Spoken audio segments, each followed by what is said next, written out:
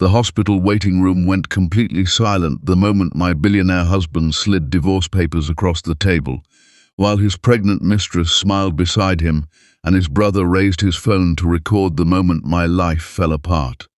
Behind those operating room doors, his mother was fighting for every heartbeat she had left. The surgeon was doing everything he could to save her. None of them knew the only reason he was still able to keep operating had everything to do with me. I could have walked away. I could have let karma speak for itself. But some promises are too sacred to break, even for the people who break your heart.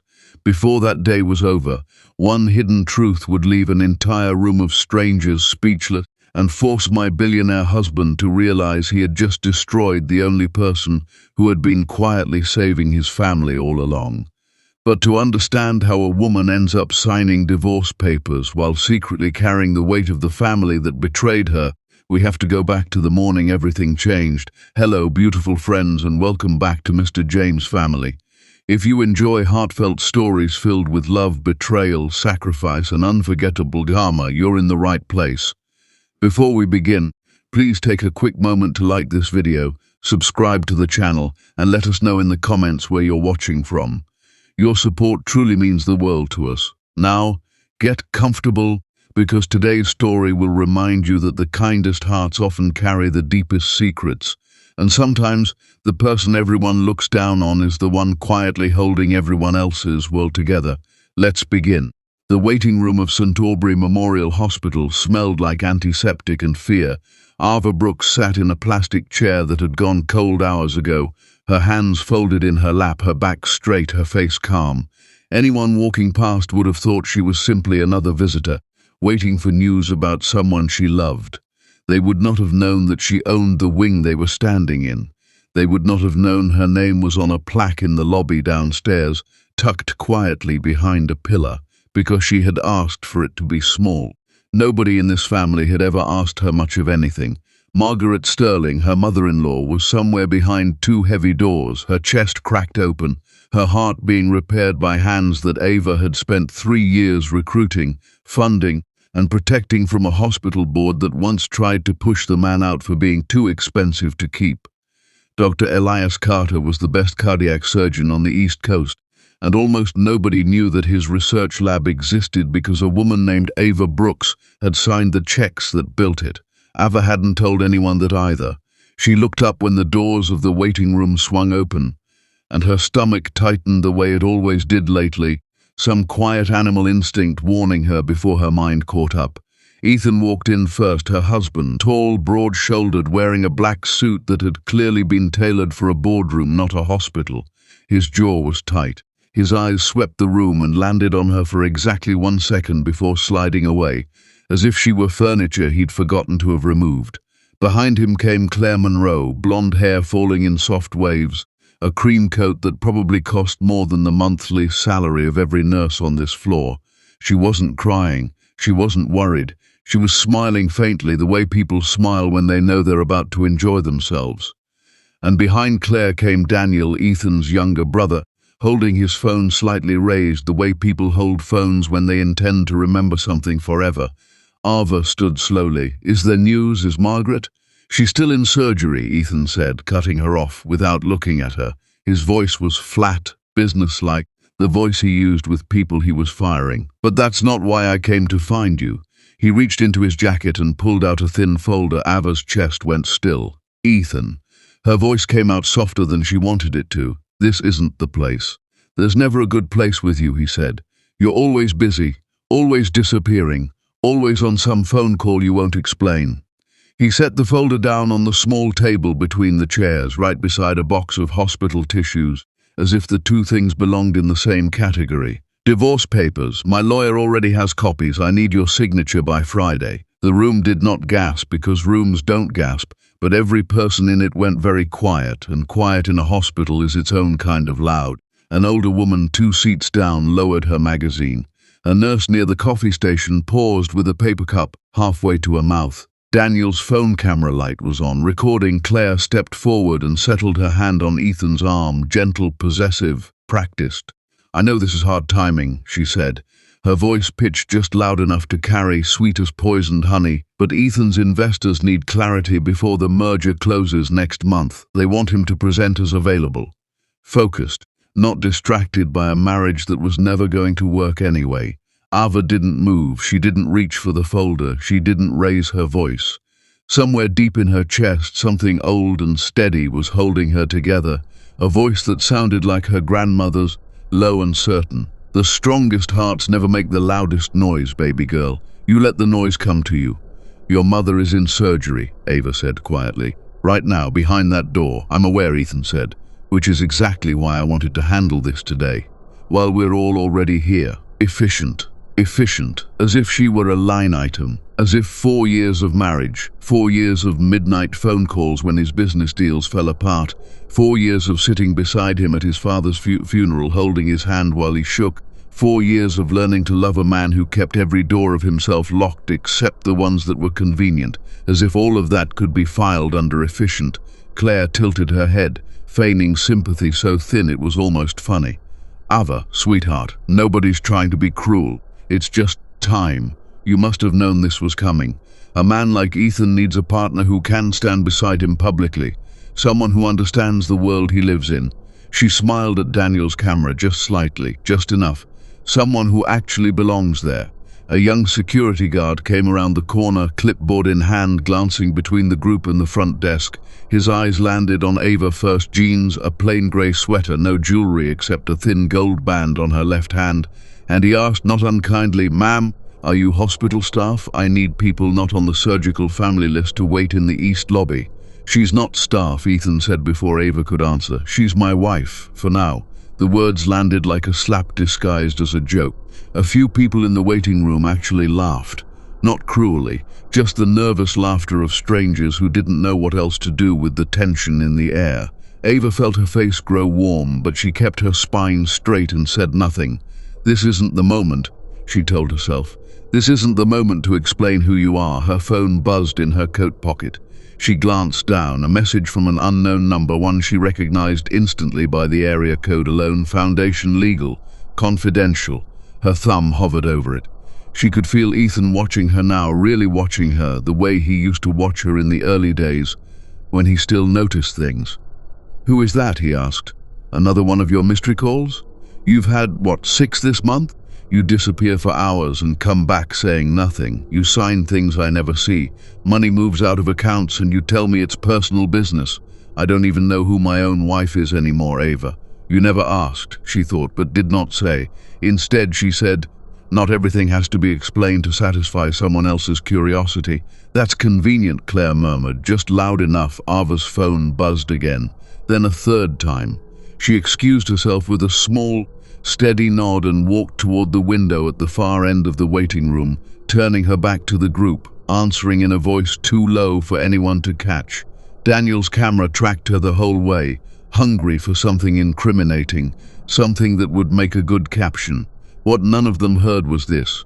"Ms. Brooks, I apologize for the hour," came the voice on the line, brisk, professional. "Dr. Carter needs a decision before he can proceed to the second graft. The patient's family has requested an alternate valve procedure, but it falls outside the protocol your foundation approved for this trial. He needs your authorization to override it, or the surgery reverts to standard care, which carries significantly higher risk given her age." Ava closed her eyes. "Approve the alternate procedure. Full authorization. Tell Dr. Carter cost is not a factor, and it never has been. Just save her, understood? I'll relay it now." She hung up and stood very still for a moment, forehead nearly touching the cold window glass, looking down at the parking lot 11 floors below, at tiny people walking to tiny cars, none of them knowing that somewhere above them a woman had just quietly decided, for the 100th time, that kindness didn't require an audience. When she turned back around, Margaret's sister, Loretta, had arrived, wrapped in fur despite the mild weather, and was already talking loudly to a cluster of relatives near the vending machines. "I always said this marriage was a mistake," Loretta was saying, not bothering to lower her voice as Ava approached. "A woman like that, marrying into this family. For what, I ask you, for what? Once this divorce goes through, she'll disappear back to wherever she came from, and frankly, good riddance. Margaret never trusted her, not once." Ava stopped a few feet away. She could have said something. She could have reminded Loretta that wherever she came from was a modest brick house in South Carolina, raised by a grandmother who cleaned office buildings at night and prayed over her every morning before school. She could have reminded her that she had, in fact, cancelled 2 board meetings this month to sit in this very waiting room, bringing Margaret warm tea and her favorite crossword books. Even though Margaret rarely thanked her for it, she said none of it. She only nodded once, politely, the way you nod at a stranger's rudeness in a grocery store line, and walked back toward her seat. Ethan was watching her again. Something flickered across his face. Not quite guilt, not quite curiosity, something in between, gone before she could name it. "Sign the paper by Friday, Ava," he said again, quieter this time, almost as if some small part of him didn't want the room to hear it. "It's better this way, for both of us." Ava looked at the folder on the table. She thought about all the nights she'd sat beside this man, while he cried about a father who never told him he was proud of him. She thought about the wedding day when he'd whispered, "I don't deserve someone this good," before he'd learned to stop saying things like that out loud.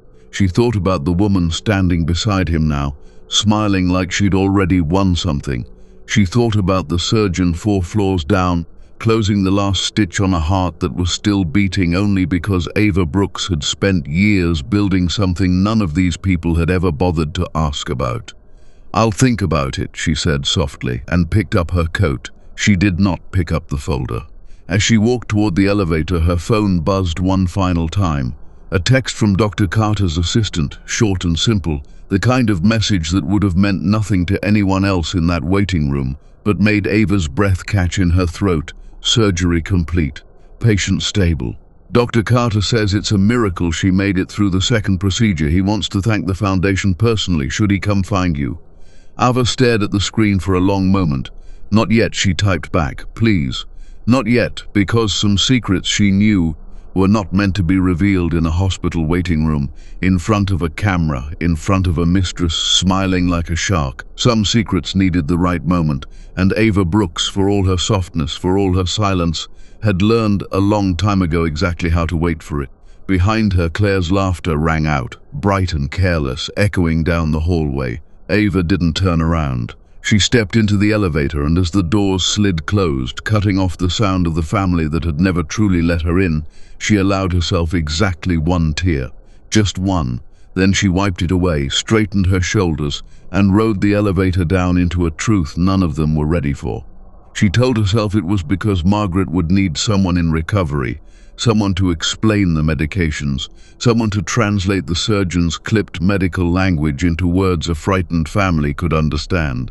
But the truth, the one she didn't say out loud even to herself, was that she wasn't ready to walk into a house that no longer felt like it belonged to her. So she sat in the recovery wing hallway at 2 in the morning, a paper cup of vending machine coffee going cold in her hands, and she waited. The overnight nurse, a woman named Priya with kind eyes and a tired smile, came out around 3, peeling off her gloves.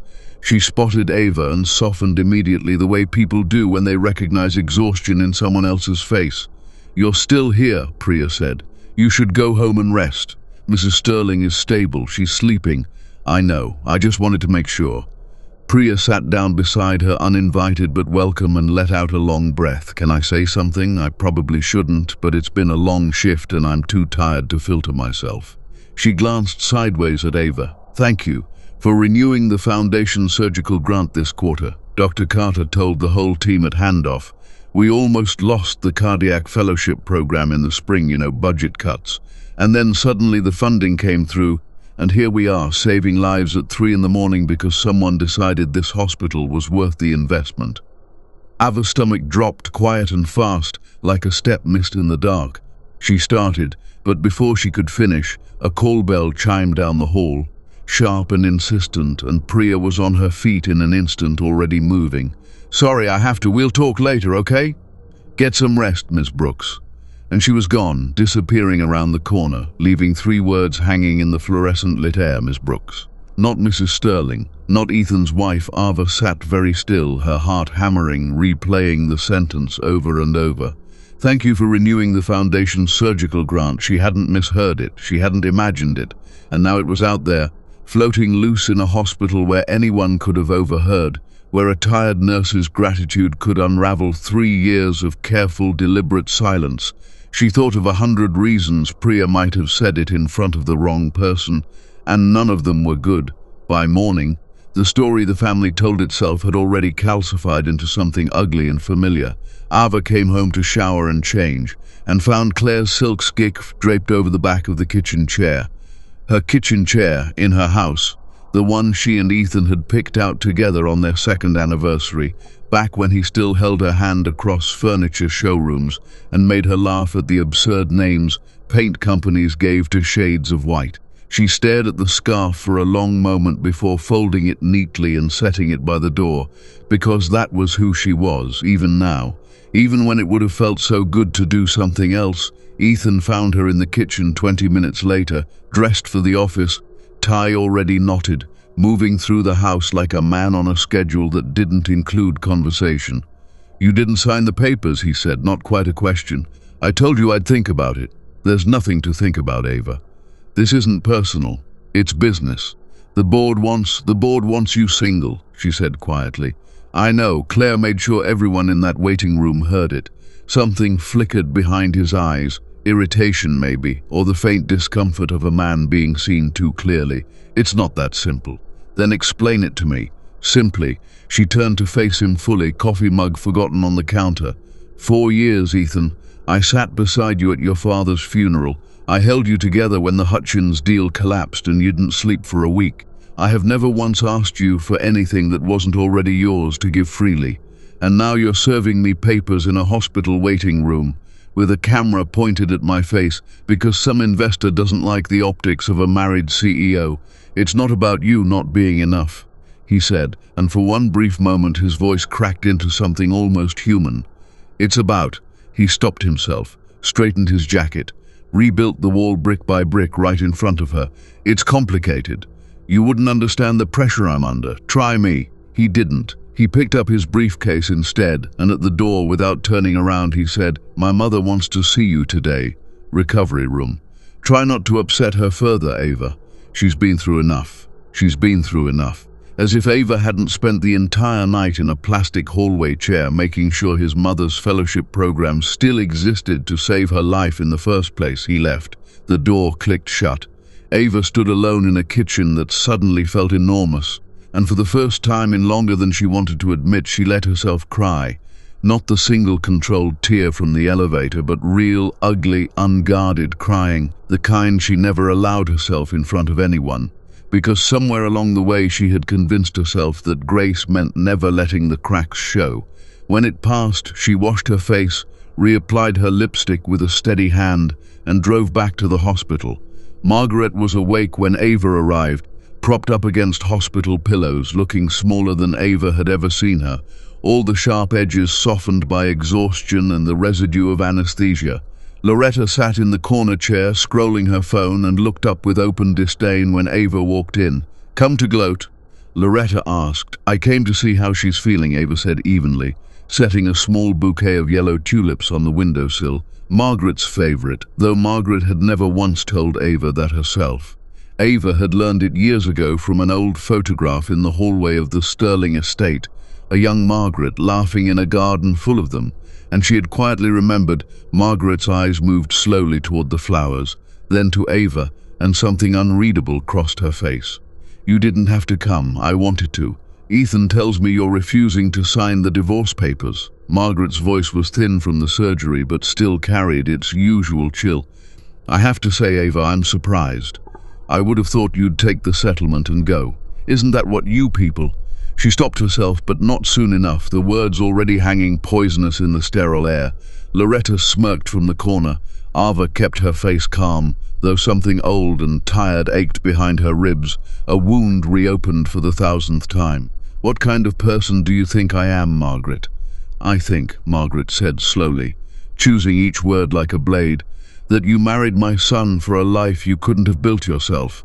And I think now that the marriage is ending, you'll want to be compensated for your trouble." The room went quiet. Even Loretta seemed to sense she'd overheard something worth savoring. Ava thought about the folder she still hadn't signed. She thought about the yellow tulips. She thought about 3 years of anonymous checks with no return address, no plaque with her name in bold letters, no thank you dinners, no recognition at galas, because she had never wanted credit.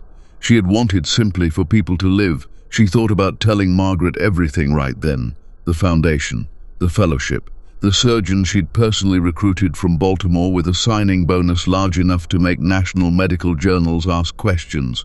The truth sat right there on her tongue, sharp and satisfying and finally deserved. She swallowed it instead.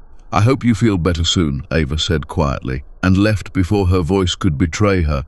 In the hallway, her phone rang, an unknown number again, this time not from the Foundation's legal line, but from a name that made her chest tighten. Marcus Webb, head of the hospital's board of trustees, a man she'd spoken to exactly twice in 3 years, always through careful intermediaries, always with her identity protected behind layers of legal paperwork designed for exactly this kind of privacy, Miss Brooks.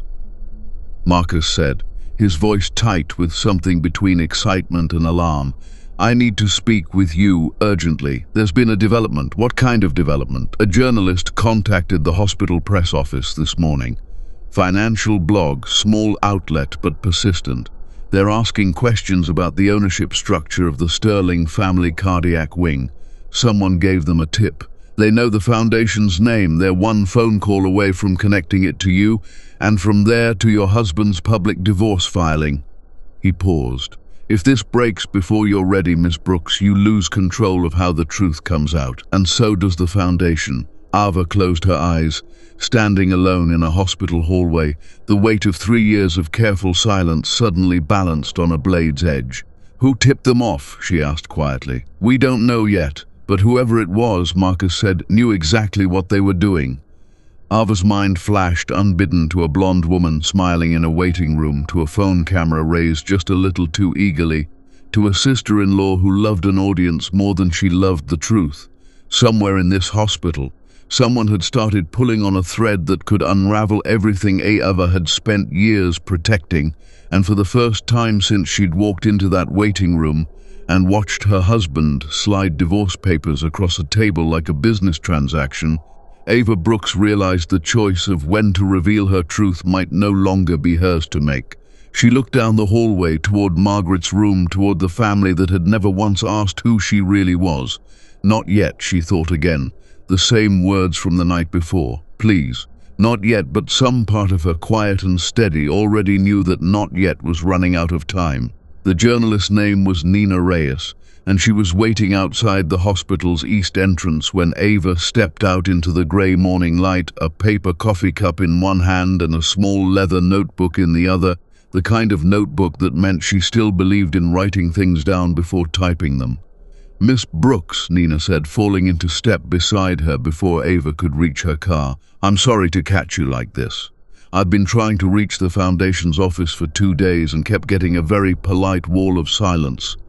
Ava kept walking, her heels clicking steady against the pavement, her face arranged into the same calm mask she'd worn in 100 waiting rooms and boardrooms before this one. "I don't give interviews. I'm not here for a quote."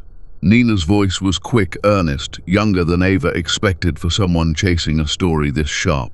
"I'm here because I think you're about to get run over by a story that isn't even really about you, and I'd rather write the truth than whatever version ends up trending by Friday." That stopped Ava, just for a second, her hand already on the car door handle. "Someone reached out to me 3 days ago," Nina continued, lowering her voice even though the sidewalk was empty. "Anonymous tip sent from a burner email, very specific. Details about a healthcare foundation quietly funding cardiac research at St. Aubrey. Details about a mysterious benefactor whose name never appears publicly. And details," she added carefully, watching Ava's face, "about a billionaire's wife who happens to be at that hospital, an awful lot for someone who isn't on staff." Ava said nothing. "I did some digging on my own," Nina said. "Foundation filings are public record if you know where to look, even when the ownership trust is layered 6 ways to Sunday. It took me 2 days, but I found your name, Miss Brooks, buried under 3 shell entities and a family trust registered in your grandmother's name, Eleanor Brooks. That's beautiful, by the way, naming it after her." Something in Ava's chest cracked open just slightly at the sound of her grandmother's name in a stranger's mouth. Please don't print this. I won't, Nina said simply. Not yet, and not without your side of it if you ever want to give one. But someone else already has this information, Ms. Brooks, and they gave it to me because they wanted it public. I think you deserve to know that before it happens to you instead of through you. She held out a small business card, plain white, just a name and a number, whenever you're ready, or never, your choice. But I'd think fast, because whoever leaked this to me will keep shopping it around until someone bites. Ava took the card without meaning to, her fingers numb around the edges of it, and watched Nina Reyes walk away down the sidewalk, notebook tucked under her arm like a woman who already suspected she was holding the beginning of something big. She didn't go home. She drove to the Foundation's small downtown office instead, 3 rooms above a dry cleaner that she'd chosen deliberately for its unremarkable address, and sat at her desk staring at a wall of framed thank you letters from families she'd helped and never met in person. A little girl named Destiny, 7 years old, heart transplant, now playing soccer. A retired veteran named Walter, triple bypass, now walking his granddaughter down the aisle next spring. Dozens of them. None of them knew her married name. None of them knew she'd once been humiliated in a waiting room by a man who called her my wife. For now, like a punchline, her phone buzzed. A calendar reminder, Ethan, investor dinner, 7 p.m., Leighton Grand Hotel. She hadn't been invited. She hadn't been invited to much of anything lately. On instinct, she drove there anyway. She arrived just after 7, slipping quietly into the hotel's private dining corridor, not to make a scene, but because some tired, stubborn part of her needed to see with her own eyes what her marriage had become. She found a service alcove near the private room where Ethan's dinner was being held, half hidden behind a folding partition, and through the gap she could see him at the head of the table, Claire seated beside him now instead of across from him, her hand resting on his arm like she belonged there. The board's concerns are simple, a grey-haired investor was saying, swirling wine in his glass. Optics matter for the merger. A messy public marriage complicates the narrative we're selling to shareholders. Clean image, stable leadership, forward momentum. A divorce handled quietly and quickly actually helps. It's already in motion, Ethan said. Papers were served. She hasn't signed yet, but she will. And the timing, another voice added, amused, very convenient, wasn't it? Serving papers at the hospital with his mother in surgery. Very sympathetic optics for you, Ethan. Devoted son under pressure, forced to make hard choices. Claire laughed softly, the sound of it curling through the gap in the partition like smoke. That part wasn't even planned, if I'm honest. Pure luck, though I did make sure Daniel got it on camera, just in case it's useful later. Sympathy sells almost as well as scandal. Ava's stomach turned to ice, pure luck. His mother's open-heart surgery reduced to a marketing opportunity. She thought of the folder on the waiting room table, sat down beside a box of tissues meant for grieving families, and understood now, with a clarity that hurt more than she expected, that it had never been about efficiency at all. It had been staged, timed, weaponized. She's been strange lately anyway, Ethan said, and Ava heard something in his voice she almost didn't recognize. Not cruelty exactly, but a kind of tired confusion, a man trying to convince himself of something he wasn't fully sure of. All these disappearances. Phone calls she won't explain. I used to think I knew her completely. Now I don't know what to think. You think too much about her at all, Claire said lightly. For a man who's supposedly divorcing her, a pause. Just a beat too long. Anyway, the grey-haired investor said, clearing his throat, moving the conversation along like a man closing a deal. Have her signed by the 15th. We announced the merger on the 20th. Clean slate, gentlemen, clean slate. Ava stepped back from the partition, her pulse loud in her own ears, and walked out of the hotel corridor without being seen, her hands trembling slightly at her sides. She drove without a destination in mind and somehow ended up at the small hospital chapel, empty at this hour except for a single candle burning near the altar, the kind hospitals kept lit for families too afraid to ask God for anything specific. She sat in the back pew and finally let herself feel the full weight of everything she'd been carrying since that waiting room. 3 years of secrecy, a marriage built on foundations she now understood, had cracks running all the way to the basement, a family that had never once wondered who she really was, because it had never occurred to them she might be more than what they assumed. The strongest hearts never make the loudest noise, baby girl. Her grandmother's voice again, worn soft with memory, the same words Eleanor Brooks used to say while braiding Ava's hair on the porch of their small house in South Carolina, back before hospital bills swallowed every spare dollar they had, back before Ava swore to herself at 15 years old, sitting beside her grandmother's own hospital bed, that if she ever had the means, she would make sure no family ever had to choose between groceries and a surgery again. She had built an entire secret empire out of that promise, and somehow in the middle of doing it quietly, she had let herself forget that quiet didn't mean invisible. It didn't mean disposable. It didn't mean she deserved to be humiliated in front of cameras by a man who'd apparently been planning her public downfall for weeks. Her phone buzzed one more time. Marcus Webb again. "Ms. Brooks," he said, voice tight, "I have to tell you something." "And I need you to stay calm." "What is it?" "The hospital board is holding an emergency session tomorrow morning. Following the surgery, following the funding questions, following the press inquiries, they want to formally recognize the Foundation's contribution publicly. There's already been informal talk from 2 board members about inviting you to speak, and Miss Brooks," he hesitated. "Dr. Carter specifically asked if you'd be there. He said, and I'm quoting him directly, that the Sterling family deserves to know exactly whose hands their mother's life was placed in." Ava closed her eyes, candlelight flickering warm against her closed lids, her grandmother's voice and her own resolve finally quietly, merging into something that no longer felt like fear. "Tell them I'll be there," she said. She hung up the phone, sat alone in the small chapel for one more long moment, and for the first time since the divorce papers had slid across that hospital table, Ava Brooks allowed herself to feel something other than grief. She felt ready. The hospital's main conference room had never been designed to hold this many people. By 9 the next morning, word had spread in the strange electric way that hospital gossip always does.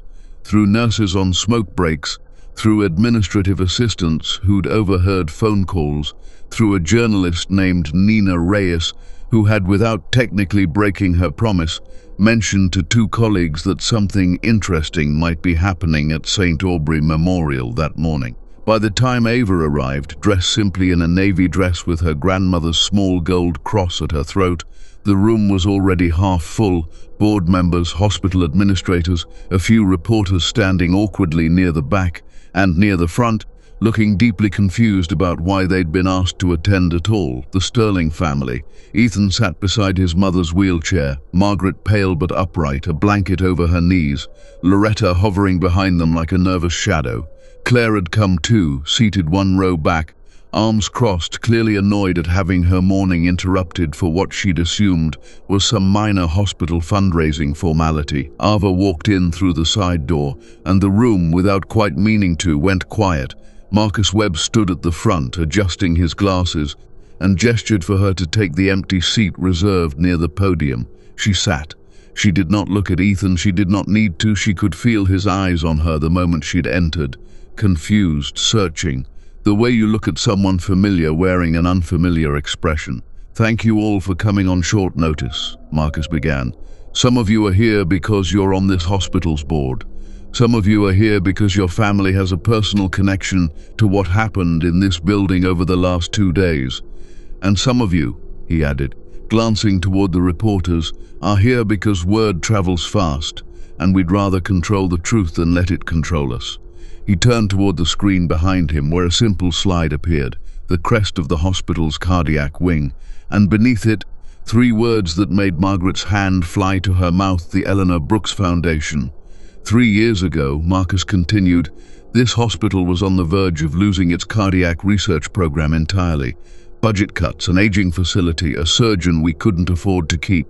Dr. Elias Carter, one of the finest cardiac surgeons in the country, had already accepted an offer from a hospital in Chicago.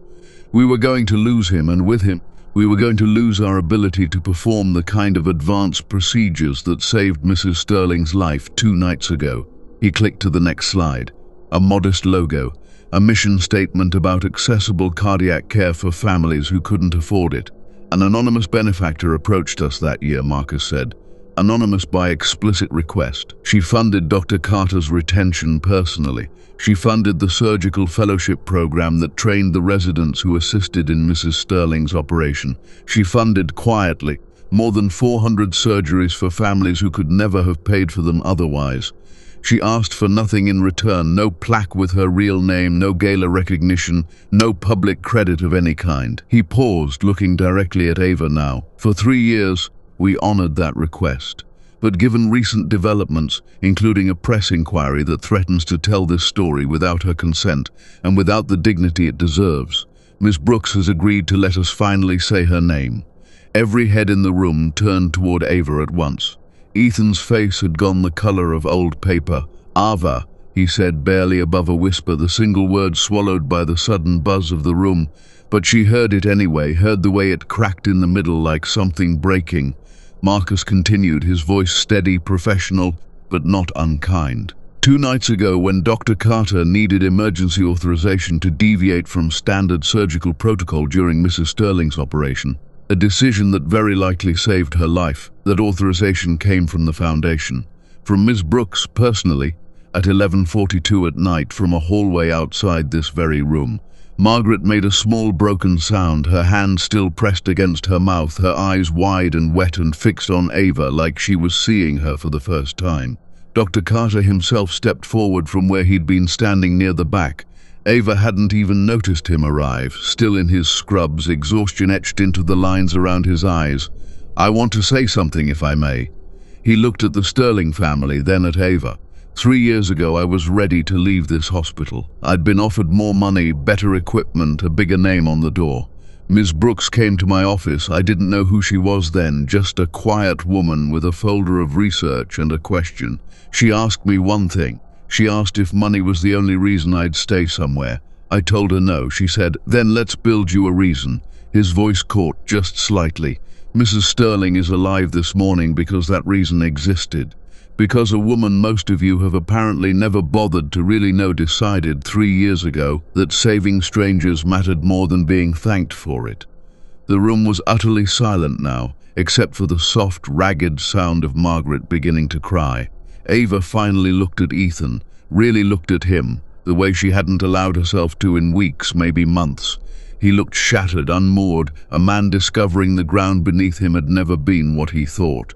"You paid for my mother's surgery," he said, so quietly she almost didn't catch it. You've been doing this the whole time, for years, and you never said anything."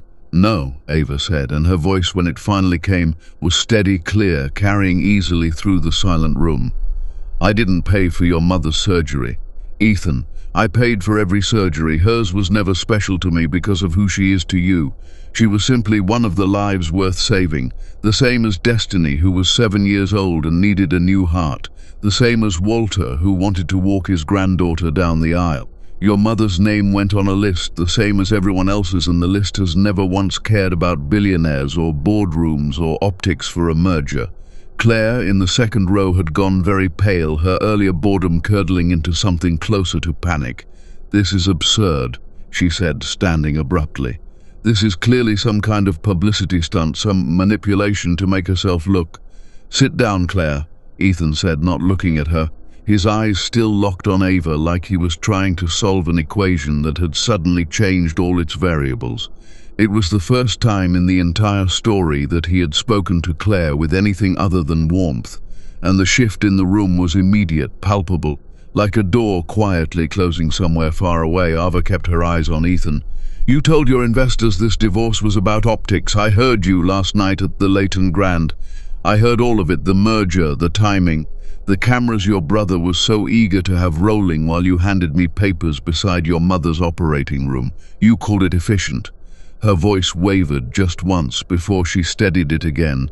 "You called saving your marriage ending pure luck," Claire did, standing right beside you, and I sat in that waiting room and let myself be small, because I've spent my whole life being taught that grace matters more than being right.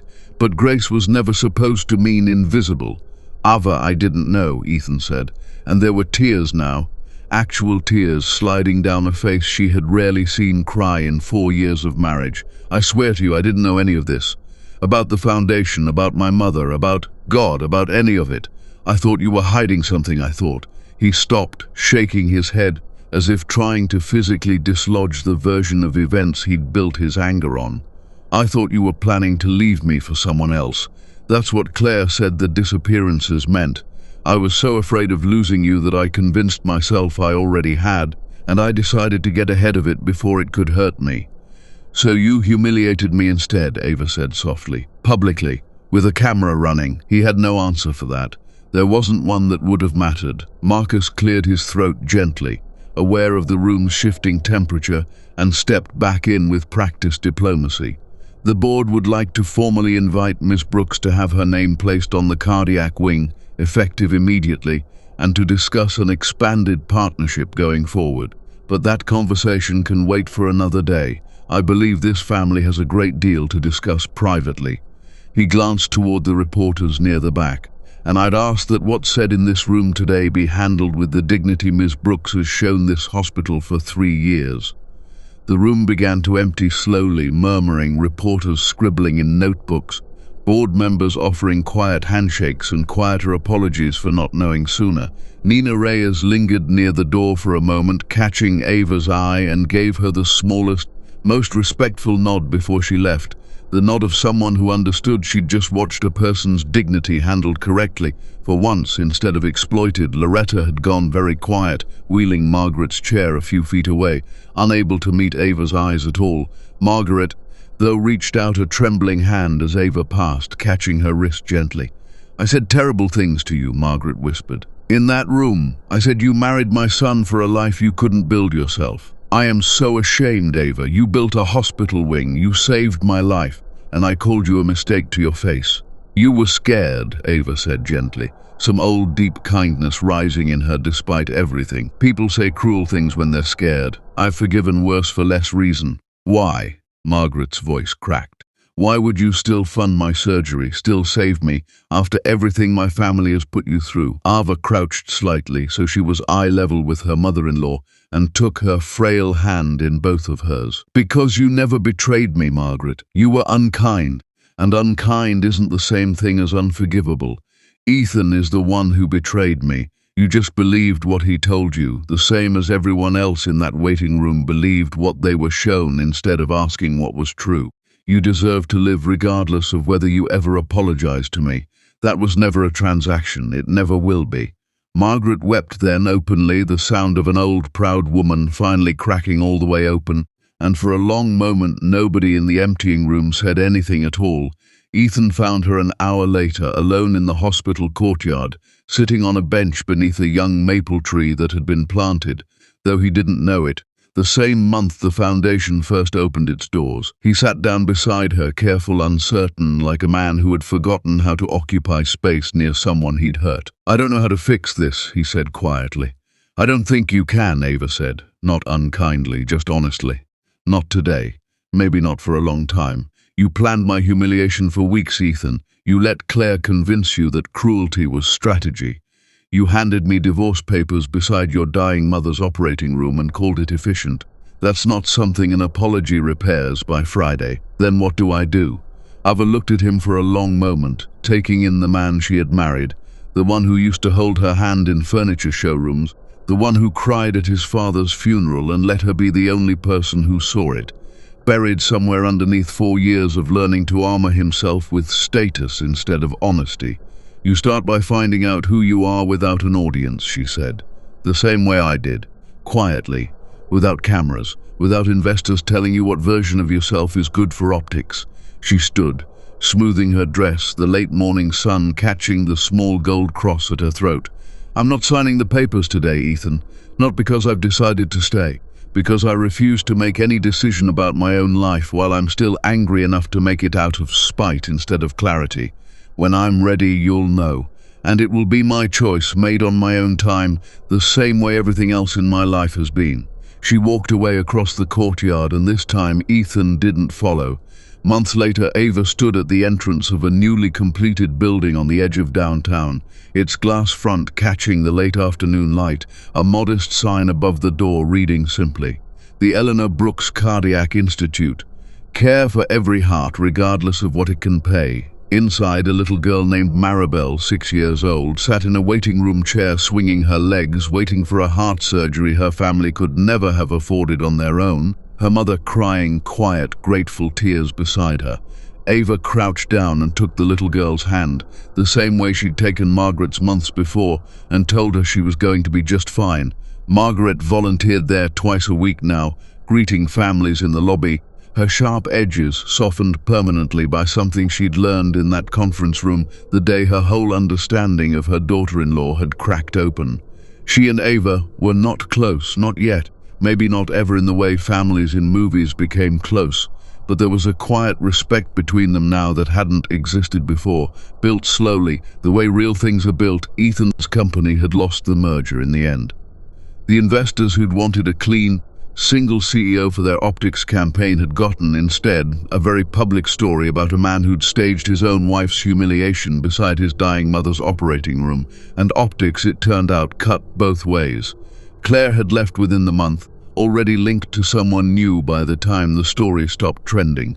Ethan lost the company his father built, lost the marriage he hadn't known how to protect, lost the version of himself that mistook status for worth. He came to the Institute sometimes now, quietly, unannounced, and sat in the waiting room like anyone else, not asking for anything, not expecting forgiveness on any particular schedule. Ava let him. She didn't owe him warmth, but she'd never been a woman built for permanent bitterness either, and some days, watching him sit quietly beside a stranger's worried family, she thought she saw, faintly, the man she'd once fallen in love with in a furniture showroom, learning, slowly, imperfectly, the only way real change ever happens, how to be someone worth that love again.